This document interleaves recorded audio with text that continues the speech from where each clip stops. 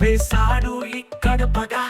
తన అడుగుల చప్పుడు వింటే లోకాలం కింకా తననేగా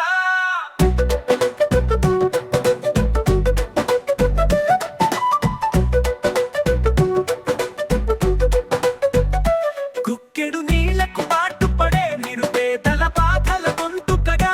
గుప్పెడు పువ్వకి కష్టపడే కడు దినుడి చేతికి తోడలుగా రగిలిన వటకము ఉప్పెనగా ఇకపడి ఊరు పుట్టు పికపడి నరుకు